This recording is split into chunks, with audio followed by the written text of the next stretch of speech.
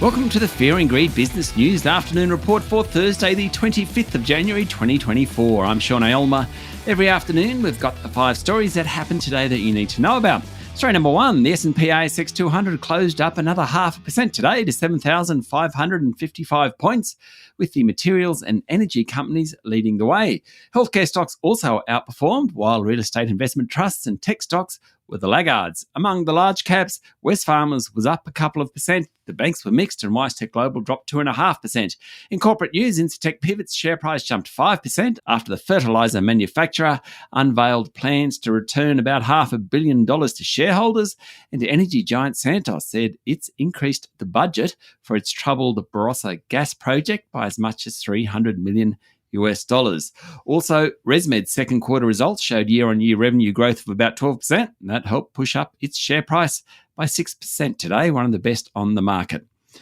Story number 2, Treasurer Jim Chalmers today said the Reserve Bank Governor Michelle Bullock told him that the changes to tax rates and dropping of parts of the Stage 3 tax cuts wouldn't add to inflation. He said the government had changed its position to better assist households hit by cost of living pressures. Later in the day, Treasury advice was released. It shows the redesigned Stage 3 tax cuts as cost of living measures for Middle Australia, the group that's been hit hardest by soaring interest rates.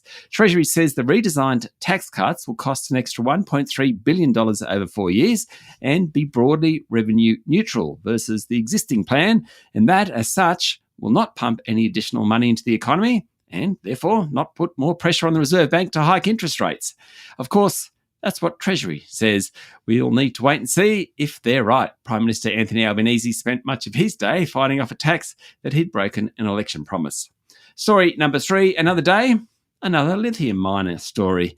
This time, Sayona Mining. Sayona said it's cut staff in its Quebec operations and is reviewing the business. Its share price fell 9% on the news. It joins a long list of lithium miners to either cut costs or announce projects to reduce expenses, including Pilbara Minerals and Core Lithium.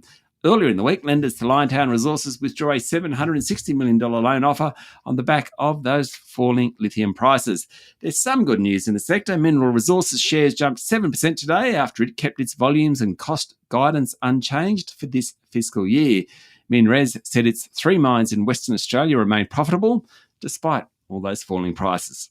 Story number 4, it was a better day for the big miners, with the price of iron ore rising above $135 a tonne after the governor of China's central bank announced an easing of lending standards for banks in the country. The big 3 local miners, BHP, Fortescue Metals Group and Rio Tinto, all closed up in the 2 to 3% range thanks to that announcement. Also today, Fortescue Metals Group provided its quarterly production report, which maintained its full-year guidance after the miner shipped near record levels of ore in the first half. Fortescue received better than expected prices for its iron ore in the past 3 months, but the miner will need to spend more on repairs at the Iron Bridge magnetite project.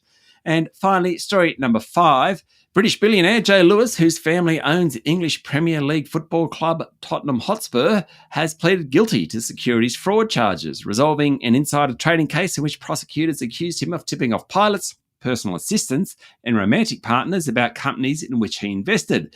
The 86-year-old Lewis pleaded guilty to 3 felony offences, and his sentencing is scheduled for March 28, according to the Wall Street Journal. The US Attorney General's office in Manhattan in July charged Lewis with 19 criminal counts, alleging he shared inside information as a way to give gifts to friends and compensate his employees. There are still a bunch of charges to sort through.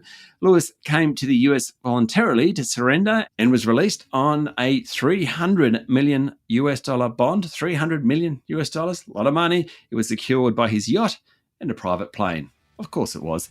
That's it for the afternoon report for Thursday, the 25th of January, 2024. Don't forget to hit follow on the podcast and find Fear and Greed on LinkedIn, Instagram, X and Facebook. Join Michael Thompson and I tomorrow morning for the Fast 5 by Fear and Greed, the top 5 business stories you need to know in just 5 minutes. I'm Sean Aylmer.